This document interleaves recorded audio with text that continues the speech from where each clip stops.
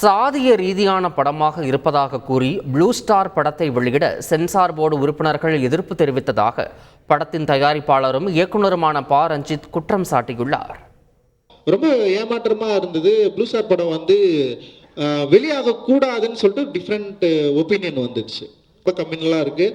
மூர்த்தி அண்ணன் படம் இருக்குது. மூர்த்தி அண்ணன் அவர் ரவுடி ஆனால் நீங்கள் அவருடைய படத்தை வச்சிருக்கிறீங்க, அவருடைய லெட்டர் இருக்குது இதில் அப்படின்னு சொன்னால் எனக்கு ரொம்ப ஆச்சரியம். மூர்த்தி அண்ணன் எங்களை படிக்க வச்சார். அவர் போய் மூர்த்தியார்ன்றவர் எங்களை படிக்க வச்சார். நிறைய பேர் எங்கள் ஊரில் படிச்சதுக்கு அவர் தான் மெயின் காரணம். அவர் பெரிய லீடரு. அவர் எப்படிங்க நீங்கள் ரவுடியாக சொல்லலாம் அப்படின்ற ஒரு கேள்வி எனக்கு.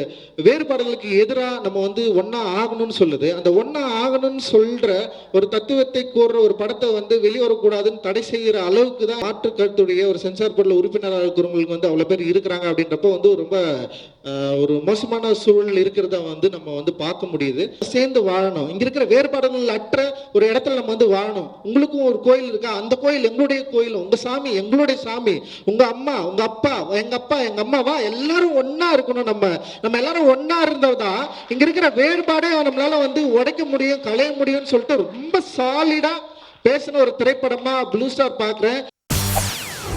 செய்திகளை உடனுக்குடன் தெரிந்து கொள்ள உடனே சப்ஸ்கிரைப் பண்ணுங்க.